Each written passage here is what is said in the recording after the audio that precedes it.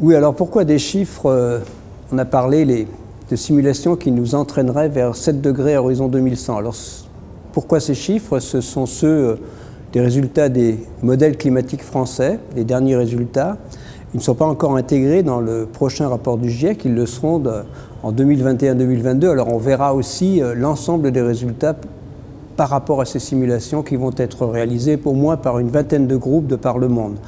Donc je dirais, avant de dire que il y a des modifications importantes par rapport au précédent rapport du GIEC, je crois qu'il faut regarder l'ensemble des résultats. Ceci étant, les valeurs maximales étaient plutôt de 6 degrés dans le précédent rapport du GIEC, et là on a déjà des valeurs de l'ordre de 7 degrés à la fin du siècle. C'est dans le cas d'un scénario émetteur, dans le cas où l'on ne ferait rien pour lutter contre le réchauffement climatique. Qu'est-ce qui a changé? Eh bien, je dirais que les modélisateurs eux-mêmes ne le savent pas vraiment, c'est-à-dire qu'ils sont en train d'analyser ces résultats.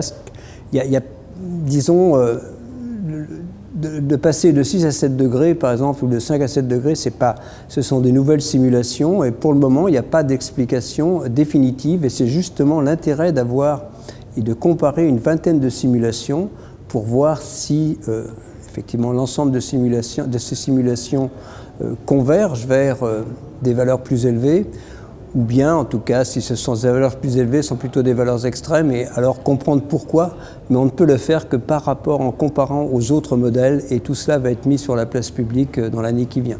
Donc, face à l'urgence, alors l'urgence, je la rappelle quand même, si on veut l'accord de Paris, disons la nécessité à laquelle j'adhère, de limiter le réchauffement climatique à 2 degrés, pour 1,5 degré par rapport au pré-industriel, c'est du jargon, hein. On a déjà pris 1 degré, en fait 2 degrés, c'est 1 degré de plus qu'aujourd'hui. L'idée qui est derrière ça, eh bien, c'est que si on y arrivait, disons que les jeunes d'aujourd'hui pourraient s'adapter au réchauffement climatique, au moins pour l'essentiel. Et cela, évidemment, on ne peut qu'adhérer.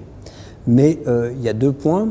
D'abord, le réchauffement climatique, il est inéluctable, et même 1 degré de plus, il faut penser à l'adaptation, donc il faut absolument s'adapter au réchauffement climatique, en particulier dans les villes qui sont très fragiles. Mais il faut aussi tout faire pour, disons, qu'effectivement les températures dans la deuxième partie de ce siècle n'excèdent pas 2 degrés, voire 1,5 degré. Ce n'est pas ce que nous faisons, puisque l'accord de Paris nous emmène plutôt vers 3 degrés. Et en fait, il faudrait multiplier par 3 les engagements pris dans le cadre de l'accord de Paris pour avoir des chances de rester autour de 2 degrés, et par 5 si on voulait avoir des chances de rester autour d'1,5 degré. Il y a beaucoup à faire. Il faut non seulement respecter l'accord de Paris, mais en augmenter l'ambition. Je rappelle simplement que les 3/4 de ces émissions de gaz à effet de serre sont liées à notre utilisation des combustibles fossiles, dont il faut s'écarter très rapidement, le plus rapidement possible. 2 degrés, 1,5 degré, c'est divisé par 2 nos émissions entre 2020 et 2030. Les solutions, le mix énergétique, donc ce qui ne produit pas de gaz à effet de serre, c'est d'un côté le nucléaire, de l'autre, et ce qui est en rapide expansion, les énergies renouvelables. Il y a toute une série d'énergies renouvelables, éolien, solaire, éolien, disons, il y a aussi l'éolien terrestre, éolien en mer, bien sûr la biomasse, la méthanisation, la géothermie, voilà, les énergies marines. Il y a beaucoup de potentiel dans les énergies renouvelables. À l'échelle planétaire, on espère, enfin si les moyens étaient là, étaient au rendez-vous, bien on pourrait avoir 50% de l'énergie, non seulement de l'électricité, mais de l'énergie, c'est-à-dire électricité, chaleur, mobilité, qui pourrait être, disons, fournie à partir d'énergie renouvelable. Et ça, c'est très important.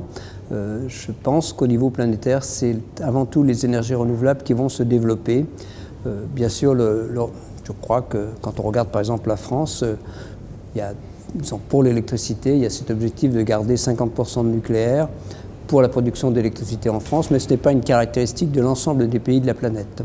Alors les 3 mesures phares, effectivement, c'est le développement des renouvelables, un gros effort sur la rénovation de l'ancien. Si on veut gagner en efficacité énergétique, eh bien c'est dans les bâtiments anciens. Disons les bâtiments neufs sont de très très bonne qualité actuellement. Il y a des réels progrès qui ont été faits depuis 20 ans. L'ancien, par exemple, si on regarde autour de nous à Paris, eh bien, il y a beaucoup à faire. Et puis, beaucoup d'éducation. Beaucoup d'éducation, et en particulier, on peut parler d'efficacité énergétique. D'un côté, c'est faire les mêmes choses avec moins d'énergie, c'est très bien, mais s'il n'y a pas de sobriété, s'il n'y a pas une prise de conscience de chacun d'entre nous, des jeunes, mais aussi de chacun d'entre nous, de la nécessité d'être sobre. On parle bien de sobriété en carbone. Eh bien, nous n'y arriverons pas. Et donc, l'éducation à tous les niveaux, disons, de la maternelle au collège, dans le secondaire, mais aussi dans l'enseignement supérieur et tout au cours de la vie, cette éducation, cette prise de conscience de chacun d'entre nous va être essentielle à la lutte contre le réchauffement climatique.